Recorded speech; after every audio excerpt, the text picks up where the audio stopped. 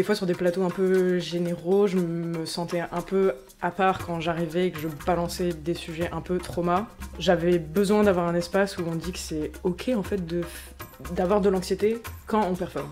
J'ai créé ma place avec des gens que j'aime autour de moi. Beaucoup de mots, hein. Beaucoup de mots pas trop dans le bon ordre, j'ai l'impression. C'est très clair.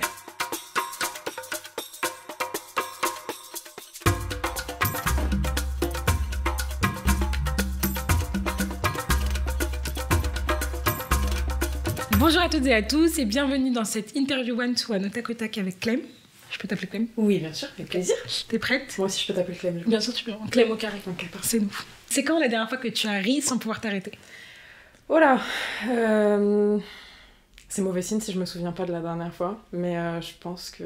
En vrai ça m'arrive tous les jours, mais pour des trucs du quotidien, donc je saurais même pas te donner une anecdote. Qu'est-ce que tu voulais faire quand tu étais petite?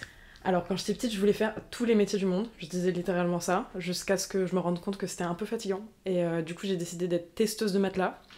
Après j'ai réalisé que ça n'existait pas, j'ai pleuré. Voilà. Puis j'ai fait des études, tout simplement. T'as fait des études de quoi? J'ai fait de la socio et des études de genre. Ça t'a plu? Ouais, juste c'était un poil trop intello pour moi. Je voulais un peu plus de fun et j'en suis revenue du coup. Qui est-ce que t'aurais aimé être dans une autre vie? Franchement, c'est assez inquiétant le nombre de fois dans une journée où je me dis comment Léna Mafouf vit cette situation. Genre, donc je pense que j'aimerais juste savoir quel est son ressenti, mais je crois que j'aurais aimé vivre les vies de tout le monde aussi. C'est quoi l'endroit que tu préfères dans le monde? J'aurais bien dit dans les bras de ma meuf si j'en avais une. Sinon, ça doit être franchement un coucher de soleil rose et je vis ma meilleure vie. Voilà. Je partage ça avec toi, je crois. Les trucs qui t'énervent le plus? Les gens qui sont énervés eux-mêmes en fait. Enfin, genre la colère qui est pas trop contenue ou gérée, je pense que ça me renvoie au fait que j'ai moi-même du mal à être en colère et du coup ça m'énerve. Est-ce qu'il y a une personne avec qui tu aimerais vraiment collaborer dans ta vie?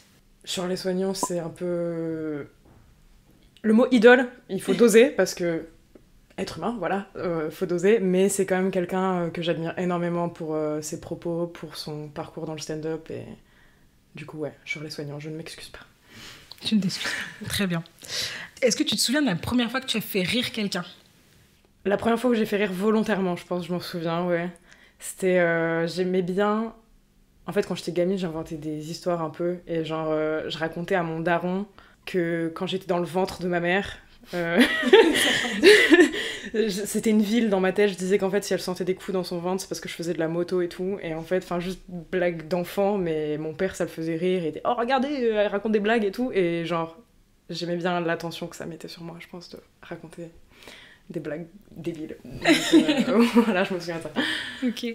Et du coup, est-ce que tu te souviens du moment où tu t'es dit ah, le stand-up en fait c'est quelque chose qui me fait vraiment du bien? Bah en fait ce qui est chelou c'est que j'écoutais beaucoup de podcasts, enfin d'interviews d'humoristes, et je me disais vraiment putain on a les mêmes névroses, genre je sentais qu'il y avait un truc, limite c'était dans la personnalité qui me parlait, donc je savais avant d'en faire que c'était quelque chose qui pourrait me faire du bien, je pense qu'il m'apporterait de l'apaisement sur certaines questions que j'avais, et franchement dès la première scène je l'ai senti quoi, que je me sentais à ma place en faisant ça. En parlant de névrose, t'as créé ton Angoisse Comedy Club. Ah ouais.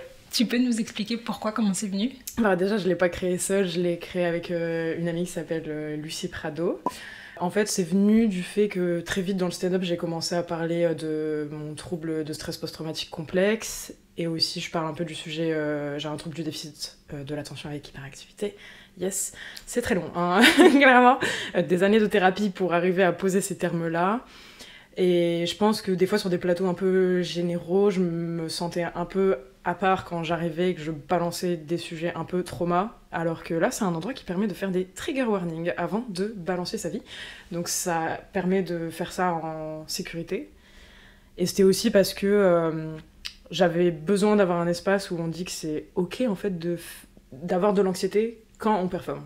On n'a pas... Enfin, je voulais désacraliser un peu ce truc de sur scène, ça veut dire être en maîtrise parfaite de ses émotions, ne montrer aucun stress et tout. Et dire qu'en fait, on a le droit. Et du coup, c'est à la fois pour déstigmatiser la santé mentale pour le public, mais aussi dans le milieu, en fait. C'est quoi le plus beau compliment qu'on t'ait fait?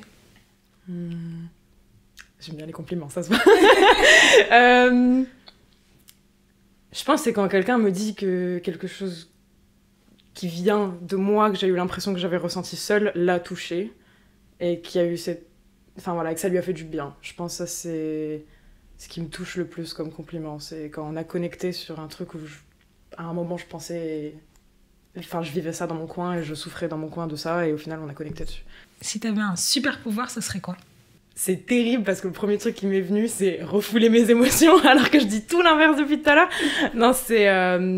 franchement, c'est arriver tout de suite à l'acceptation.